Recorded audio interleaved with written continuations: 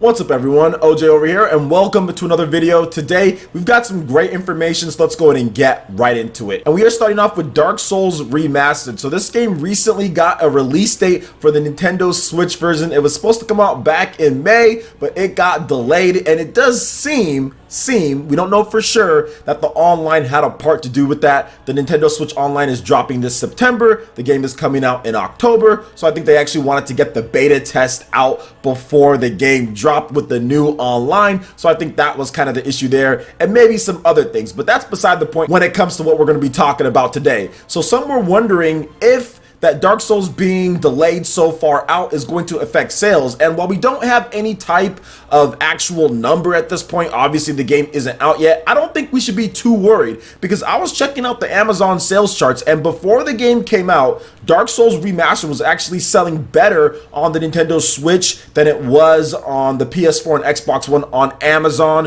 when it comes to the overall US sales. It was actually blowing out those versions of the game. Now, it obviously disappeared because the game went into, okay, we don't know when it's going to come out, summer, whatever it was. So it disappeared from the top sales. But if you look at the Amazon sales charts at this point, when it comes to movers and shakers, it's actually number 2. And on top of that, it jumped up 537% when it comes to the sales rankings when we got the announcement for today. Think about that. It was at number 529 total. It's moved all the way up to the sales rank of 83. So a 537% jump in the pre-order sales when we found out the actual release date of the game, which is just incredible to see. It's good that it's doing a lot better than it did before. Now, it's still a sales rank 83. That's not up to where it was beforehand, back when we thought it was going to come out in May. So there's definitely a little bit of a missed opportunity there, or for sales, but you've got to make sure that the game runs good and plays good. You don't want the game to come out and there's problems with the online, there's lagging, you don't know what's going on, there's just bad like servers or whatever the case is. So you got to make sure everything runs good. So I don't mind them taking the time, because they have to make sure that the game is quality. And I think that you're going to see a continued sales jump when it comes to Dark Souls Remastered on the Nintendo Switch, because like I stated before, it was really high up. I think it was even in the top 20 at one point, maybe even higher than that. I think I saw it like at even in the top 10 before we got the delay out of May. So I do feel that Dark Souls Remastered is one of those games to keep your eye on when it comes to the Amazon sales charts, and when it comes to just people thinking like, is this game going to actually make a dent? Are people going to pick it up? And I feel that, yeah, I think that some people might not, because they already played it on the PS4 and Xbox One, but I feel that there's enough different with the Switch. There's enough that you can do with the system when it comes to HD Rumble. Then you also have the amiibo that people really like, and then just the fact that you can take Dark Souls, that experience, and you can play that anywhere that you want. I feel that is enough of a factor with that style of action RPG that people will double dip if they really like Dark Souls, or people who never really played it at all will say, okay, I'll try this one out. And you have to remember, it's a $40 game. A lot of Nintendo fans have these crazy backlogs, and a lot of people don't necessarily play every game day and date. They wait for certain stuff. So I don't think it's going to affect the sales or what the game can do as much as some people are trying to say that it will. I mean, look at games like Crash Bandicoot Insane Trilogy. Look at some of the other stuff that's came out later. Ys 8 Lacrimosa of Dana. There's been a number of action RPGs or a number of Japanese titles that have came out after the PS4 Xbox One release and still saw good sales numbers. And heck, I wouldn't be surprised if we see Dragon Ball FighterZ do better than the Xbox One version of the game. We saw it with Dragon Ball Xenoverse 2. The Switch version actually blew out the Xbox One version of the game when it comes to sales. So we could see something similar with Dark Souls Remastered, especially since this is the first Dark Souls or Demon Souls or Souls game on a Nintendo platform. First one ever with the new Age of Souls game. So I think that it's going to do pretty well, but we'll have to wait and see for the final result. So what do you guys think about Dark Souls Remastered and kind of its sales jump that it had on Amazon? Let me know your thoughts in the comment section below. All right, and moving into the next topic here, we have the Super Smash Bros. Ultimate Limited Edition is now available for pre-order on Amazon UK. And check this out, guys. It actually ships to the US as well. So Amazon UK has officially opened pre-orders for the Super Smash Bros. Ultimate Limited Edition. You can reserve a copy. Check out the link in the description below. Now, the page does say it doesn't ship to the US, but Nintendo Everything was actually able to place a pre-order. Now, Amazon UK often does this. If you make it to the checkout, you'll be able to ship it to the US, and I can confirm that they did this before as well with the Super Nintendo Classic.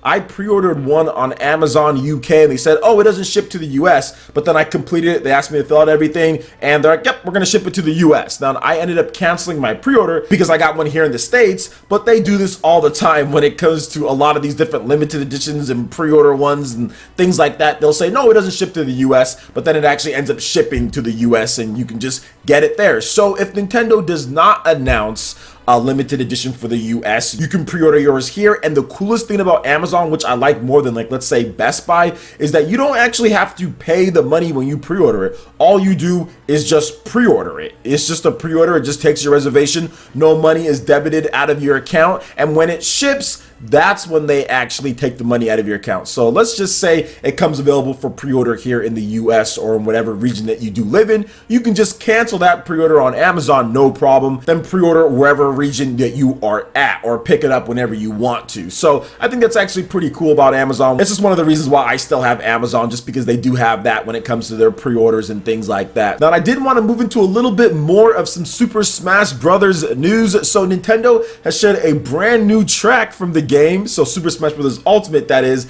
and that is the Gangplank Galleon music and Super Smash Bros. Ultimate. We have some more information on the actual arrangements and everything with the game too. So Nintendo has uploaded the latest piece of music from Super Smash Bros. Ultimate on the Nintendo Switch. We have the Gangplank Galleon, the pirate ship in Japanese, from Donkey Kong Country right here. Now, Ace, A-C-E, is behind the music arrangement. As Xenoblade fans know, Ace has been largely responsible for the music in the RPG series. So if you're a fan of Xenoblade, obviously they're handling this arrangement here, so it might be worth a listen when it comes to it. Now, I'm not sure about copyrights or anything, guys, so I'm not going to be playing it right now at this point, but I will have that link for you guys so you can check it out. Description below. I love Donkey Kong music. It's always really good. Xenoblade music's good, so to see Ace handle it, that's also good as well. But I've been listening to this arrangement and it is just phenomenal. It is so good how they put things together, and Donkey Kong Country music and Smash Brothers in general has always been top tier, always one of the top tiers in the game. So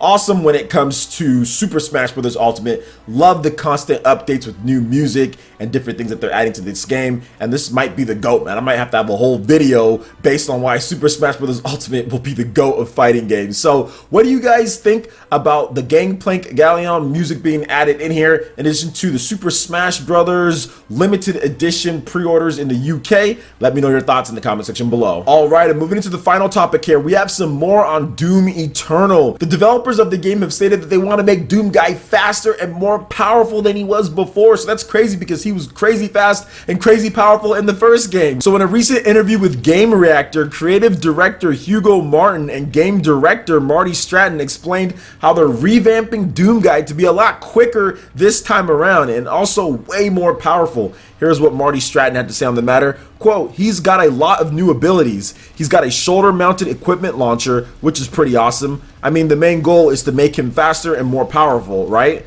So now when you shoot out equipment like grenades and you saw the flamethrower, you don't have to take your hands off the gun. You can do it at the same time. Also, the Doom Blade, not only does it look cool and adds a new visual wrinkle to the game, which makes you feel awesome, and they're really cool looking, they actually enable you to take out enemies faster so you can get to the point a little quicker. And one of our main goals was to provide the player with the tools to more easily take out larger demons, because there are bigger demons here and a lot more of them. Now here's what Marty Stratton had to say on it. We've added the dash ability. We removed the crouch and added dash. Completely changes the feel of the game for the better. It gives you an opportunity to dash in for a glory kill, cover large spaces. You combine that with the meat hook. The new demon grapple hook off the super shotgun adds a whole new level of improv capability to Doom combat. Have to agree there with the dash. I love when developers say that, hey, we're gonna add it like a dash in button to like a finisher. I think that's just the visceral type of stuff that you need to make games more dynamic. Like, for example, like Bayonetta or like Devil May Cry the Stinger, how you can just dash forward and slash them to kind of cover the spaces. Every single action action or even action type of shooter game needs some type of quick dash button to get in there quick and dismantle the enemies. So I'm completely down for Doom on the Nintendo Switch, and of course on the Xbox One X. I will be getting both of them. I just have to play it in 4K or checkerboarded or whatever they're gonna call it. But then I also like playing Doom, just having it right there when I'm watching Twitch or when I'm doing something else. I did like playing Doom in portable mode as well. I'm gonna go ahead and get both of them, or at least I know I'm going to play both of them, just because I think Doom is awesome. I actually like Doom a lot. Fallout and the Elder Scrolls are my favorite Bethesda franchises, but Doom is catching up there. It's getting better and better. I didn't like it necessarily before too much, but with this newest Doom, I thought it was pretty good, and I think that this one's gonna be good too with Doom Eternal. Now, I'm not like super psyched about it, but I'm more than happy to play it. So what do you guys think about all the different topics that we discussed here? Let me know your thoughts in the comment section below. All right, Ninja, that wraps it up for this video here. Go ahead and check out the links in the description below. We got Facebook and Twitter. Go ahead and give us a like and a follow on our social media. Really helps us spread the content of PlayerEssence across the internet in addition to YouTube. Also, make sure you check out our Patreon, Twitch, and YouTube live gaming pages and consider supporting PlayerEssence. When you do so, it gets you access to all sorts of cool benefits, perks, rewards, and emotes via YouTube sponsorship. So check out the link in the description below and consider supporting PlayerEssence right here on YouTube. Hit that like button if you did like this video. Let me know you guys want more content like this going forward in the future. And subscribe to PlayerEssence for the latest RPG, Japanese, and Nintendo gaming news. Thank you so much for watching, and we'll catch you, Ninja, for the next video. Peace!